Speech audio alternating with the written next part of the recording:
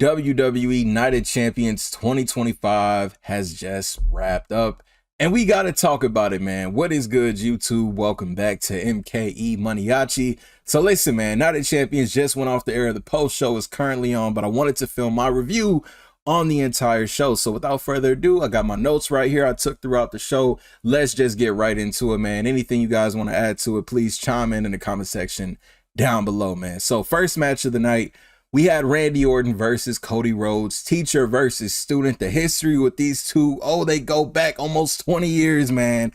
This was the King of the Ring finals. And I do want to say before I get into the match, it's something about that big Titantron. It gave like a WrestleMania feel, just a grand, like, you know, I've always been like you know, when WWE used to do like the stages, certain stages for the event, whether it be the big arch for SummerSlam or, you know, the little dangling things for Backlash. Like, I've always loved that about the stage design. I'm an old school wrestling fan, you know, but you know, it's something about that huge Titantron that just made it feel that much more grander. And you know, hopefully one day WWE can reinvest in that and you know, hopefully bring that back to at least PLEs at least. But yeah, man, but on to the match though. Randy Orton and his entrance. Speaking of entrances though, we did get the OG Randy Orton pyro. If you know, you know. I thought that was a pretty cool touch, man. So some things I noticed in this match, man. Randy Orton's back was a huge focal point of this match. As soon as he hit that superplex and he kind of, you know, kind of stiffed up a little bit, I'm like, oh no, I hope he's okay. And then he did the backbreaker, signature backbreaker move. And I'm like, oh no, again, I hope Randy Orton's okay. We know his history with his back. But the story was being told with that. And we even saw Cody Rhodes kind of target that back, and the crowd kind of booed Cody Rhodes a little bit as he went for it on Randy Orton. You know, he kind of, you know, was taking advantage of that back injury that Orton sustained. And I did love that heel tactic of Cody Rhodes. I did love that little tactic that he pulled though. We saw crossroads, we saw RKOs. I love the cutter into the RKO. That was pretty cool. Orton second guessing a punt kick at first and then trying to go for it. Cody luckily moved out of the way. He tried to kill Cody Rhodes in that moment over the King of the Ring. It's crazy. It's crazy, man. But listen, this part of the match though, Randy Orton, listen, it's been known for decades. Randy Orton will do whatever it takes to win. And he definitely was proving that in this match, man. He grabbed the chair. He exposed the turnbuckle. It ended up being his downfall because Cody took advantage of that, hit him with the crossroads and got the win. But I think it's something telling. As Cody's giving his speech, Randy Orton's kind of just standing there. And I'm like, oh, it's only a matter of time. It is only a matter of time before we see heel Randy Orton once again. And I can't wait for it. Randy is awesome no matter what he does, babyface or heel. But there's something in me, man. Like, I loved the Legend Killer. I loved bald Randy Orton. I loved when Randy's just in that sadistic, listen, not always smiling mood, just like that twisted, demented, psychotic voices just thriving in the head version of him, man. And I think it's only a matter of time before we see that. And maybe Randy's the one that cost Cody Rhodes his match at SummerSlam. Maybe we get into that because I don't think that this is the end of Randy Orton versus Cody Rhodes by any means. You know, I kind of question as why they're doing this match so soon at, you know, a Night of Champions PLE and not at a WrestleMania. Who's to say that they won't do it at a WrestleMania? And like I said, one of them eventually are going to turn heel and is most likely going to be Randy Orton, man. But Orton's look after the match, listen, Orton doesn't have much, like, he has more days behind him than he has ahead of him, is what I'm trying to say. And how much more opportunities is he going to have to capture that title, especially when you got Cody Rhodes standing in your way? The seeds are planted. I'm telling you, it's only a matter of time before Randy Orton turns heel on Cody Rhodes, man. But yeah, congratulations to Cody Rhodes, the King of the Ring this year. You know, I kind of was a little vocal in my predictions of me saying Randy and Cody didn't need King of the Ring to necessarily challenge for the WWE title. But the match was great, though. Cody got the win, and he's locked in for a WWE Championship match at SummerSlam, New Jersey. Next up, we had they called it the Riyadh Boulevard Street Fight, Rhea Ripley versus Raquel Rodriguez. My expectations going into this match were a little bit low just because I feel like the Raw women's division, there's really no constant in it. I feel like it's kind of jumbled right now. Of course, injuries and everything going on, man. But this match actually caught me by surprise. Raquel Rodriguez looked dominant. Rhea looked good. This was a pretty fun match. We saw interference from Roxanne Perez. She got taken out. Did notice I put no Slim Jim table. We didn't see a Slim Jim table. It was just a regular, good old-fashioned WWE table. And Rhea Ripley hitting that riptide on the top of the table to the mat. It kind of looked a little scary, though. I saw the ref was kind of holding the table, too, man. It looked a little wobbly. I did not want Rhea and Raquel to go falling off of that into a scary situation. But it definitely looked like a scary spot. Rhea getting the win was the right call. And so far at this point, I'm 2 for 2 on my predictions. Cody winning King of the Ring and Rhea Ripley defeating Raquel. As for what's next for Rhea Ripley, like I said, with everything kind of up in the air as far as the Raw Women's Division, who's challenging Io, we got Evolution coming up, all women pay-per-view, all women PLE, I'm sorry.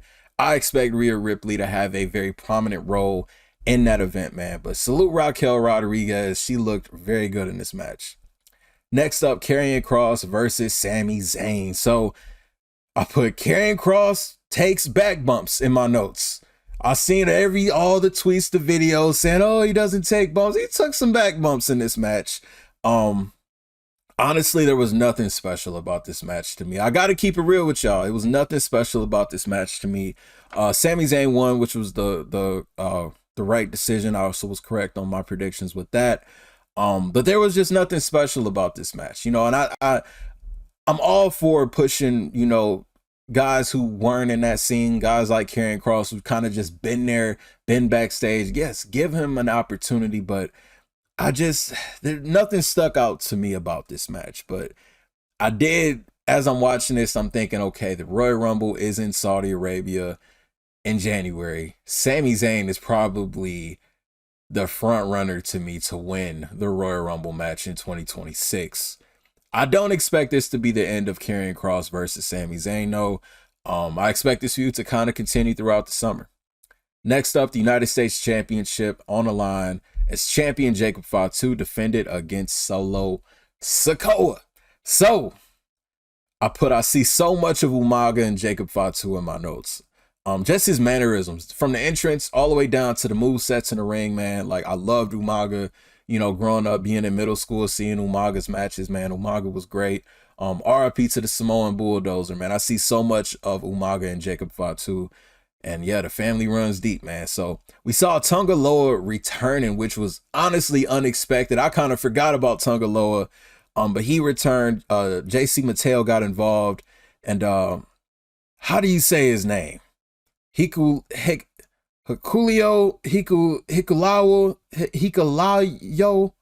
debuts, man. He debuted. He made his official WWE debut. I was able to see him in a dark match in Grand Rapids. The guy is massive. He is going to be a big moneymaker for the WWE for years to come. But I had Jacob Fatu walking out with the U.S. title. I had him winning by DQ. Listen, I should have known better. All these elements against Jacob Fatu, Solo Sikoa got the win and won his first ever main roster singles championship. Solo is the new United States champion. I don't like how short Jacob Fatu's reign was. I do expect him to win it back, though. I expect him to win it back. Maybe we're heading into the direction of Solo Sikoa versus Jacob Fatu versus Jimmy Uso for SummerSlam. There's a lot of elements that go into that match of Jimmy Uso finally getting some shine of his own and possibly winning his first ever singles championship. Jacob wants revenge. He wants his gold back. Solo sitting at the head of this whole situation with a whole group of guys. I don't know, man, but Solo Sikoa is the new United States champion. Interesting. So next up, we had the Queen of the Ring finals, Asuka versus Jade Cargill, man. I hate to say this, but this was a very underwhelming match. Jade ended up winning, which I was correct on my predictions. She's the Queen of the Ring. She gets a women's championship match at SummerSlam. I feel like Asuka lost a little too fast. Like, this is Asuka we're talking about. I mean, this woman was undefeated. She won so many matches. She had to relinquish the NXT Women's Championship. Like, no one could beat her. just for her to lose like this, and I get, you know, we're 8 years removed from that time period, which is crazy to think, almost 10 years ago, but I didn't like the ending. It kind of felt a little botched, a little rushed, a little bit. But congratulations to Jade Cargill, man. I can tell they're strapping a rocket to Jade Cargill's back. She's definitely going to be a major player, and it makes sense for her to win Queen of the Ring. I just wish the match was a little bit longer to, you know, this is Asuka we're talking about, man. A little bit longer of a match, man. But yeah, with Jade winning this, of course, I can see Naomi cashing in on Jade Cargill's moment at SummerSlam and spoiling it all, man. But congratulations, Jade Cargill, the 2025 Queen of the Ring. So now on to our main event, the GOAT. John Cena versus CM Punk. We haven't seen this match in 12 years. This was the final match between these two. It's for the undisputed WWE Championship.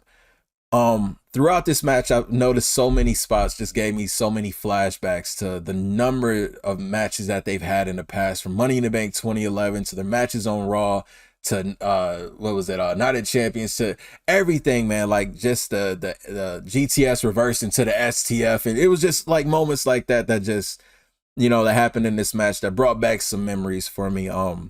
Punk ended up surviving about 3 AAs, I put in my notes, which is crazy.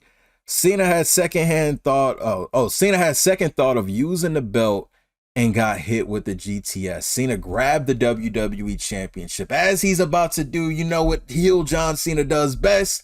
Crowd kind of talks him out of it. He kind of looks and he puts it down. And as soon as he puts it down, bam, GTS. But luckily he survived that. Ref ended up getting taken out, man. Seth Rollins, Paul Heyman, Braun Breaker, and Bronson Reed come out. And immediately I'm like, okay, Seth's not cashing in. He's not even dressed in gear. He's not cashing in. But yeah, man, they just go crazy. Beat the hell out of CM Punk, put him through the announce table. And Seth ended up calling for a ref to cash in Money in the Bank. Charles Robinson comes down, gets football tackled by John Cena.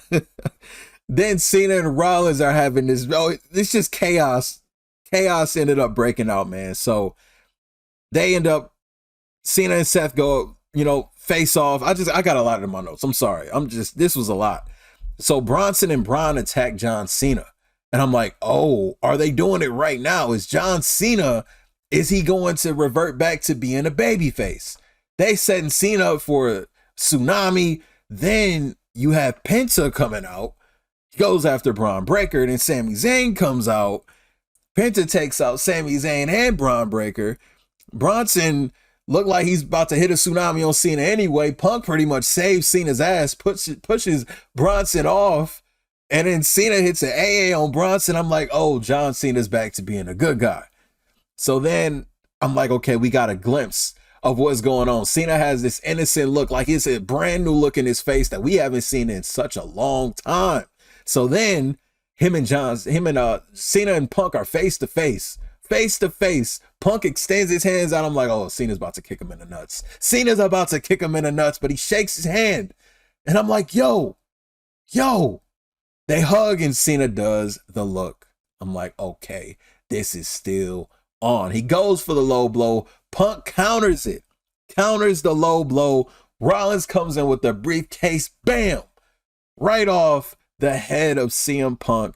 Cena throws Rollins up and over and beats CM Punk and retains the WWE Championship, man. So I honestly, as I'm sitting there watching this, and I'm like, oh, this would be, listen, I know we're a lot of us fans, we're putting a lot of thought on who is John Cena's last opponent's going to be. Is he going to keep the championship until he retires? I honestly feel like it would make a lot of sense for John Cena to keep this championship until his very last match.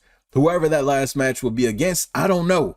But have him win that match and have Seth Rollins cash in on John Cena As soon as Cena's think he's leaving the championship, leaving the company with the championship, Rollins comes out and cashes in on John Cena. Oh, this is far from over between Seth Rollins and John Cena. 10 years ago, now the champions 2015 and now the champions 2025. Oh, Rollins still has not just a lot of smoke with CM Punk, but now once again with John Cena. Y'all let me know what you thought about it, man. Now the champions 2025. Was it the greatest show? No, it was some dull spots. I caught myself yawning a lot.